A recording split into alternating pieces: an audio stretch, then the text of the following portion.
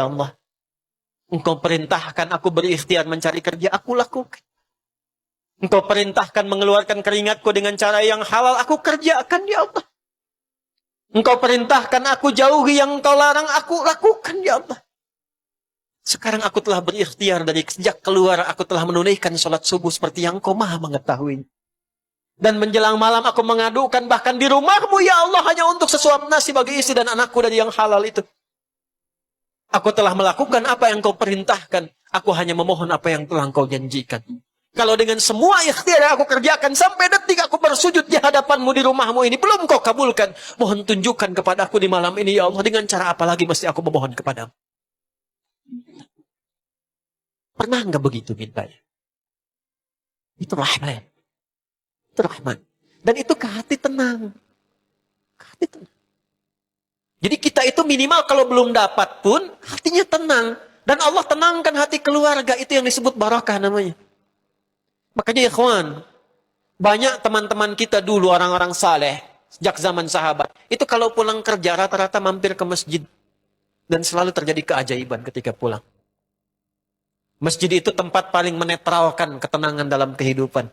Anda nggak percaya silahkan, saya aja mau ke sini macetnya luar biasa. Tapi begitu masuk masjid belum sholat udah tenang. Tenang. Sehingga kalau antum macet, jangan langsung ke rumah.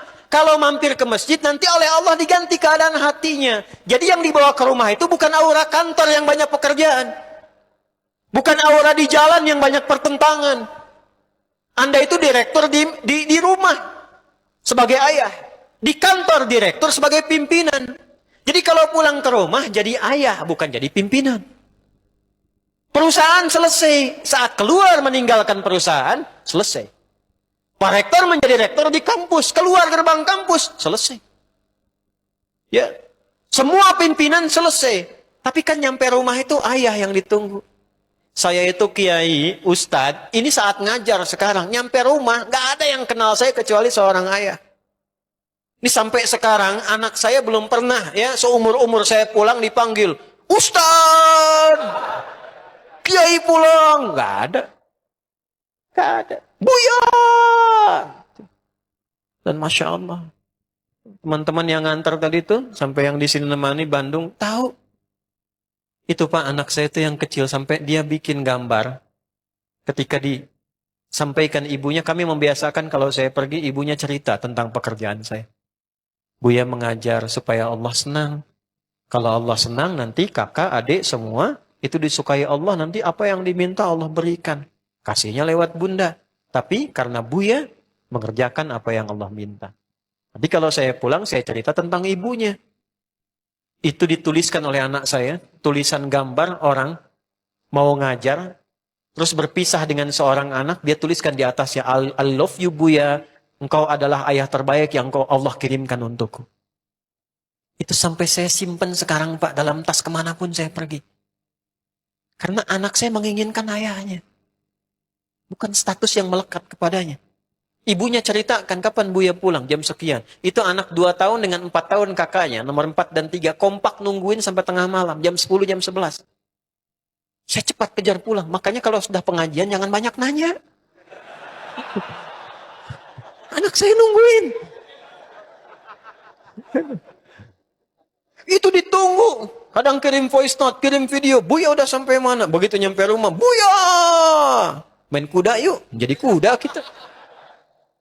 Jadi kuda. Antum pulang tidur, saya masih jadi kuda. Jangan banyak nanya. Ingin ayahnya. Lalu siapa antum? Ya silahkan antum hebat di kantor jadi direktur manajer. Silahkan. Nyampe rumah ayah.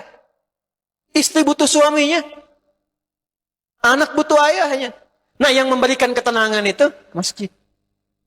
Datang. Sehingga saat pulang rasanya enak. Minta sama Allah dengan bahasa Rahman. Kalau tahu ayyamma tad'u falahul asmaul husna. Kalau tahu Allah sudah membentangkan sekian nama sesuai kebutuhan kita. Asmaul husna itu bukan sekedar nama-nama indah, kurang lengkap. Nama-nama terindah yang Allah berikan berisi jawaban dari semua masalah kita. Silahkan urut. Yang masalahnya di rizki, ya Razak. Anak kampus yang masalahnya di ilmu, ya alim. Berapa kali Anda minta sebelum Anda belajar, ya alim. Allahumma alimni ya alim. Rabbi zidni ilman ya alim. Pernah minta enggak? Banyak masalah, ya sabar. Pengen solusi, ya fattah. Nabi Zakaria dibatasi oleh manusia, enggak mungkin, ini terbatas. Istrimu ini begini. Engkau sudah sepuh, fisiknya sudah letih, rambut memutih, enggak mungkin, mustahil. Maka dicari, disebut nama Allah yang memberi tanpa batasan. Wahab. Dimintakan habli. Makanya di Quran surah Ali Imran ayat 38 kalimatnya pakai hab. Hunalika da'a Zakaria rabbah qala rabbi habli. Runut di Quran, semua kalimat al-asma'ul husna Anda akan temukan sesuai dengan masalahnya.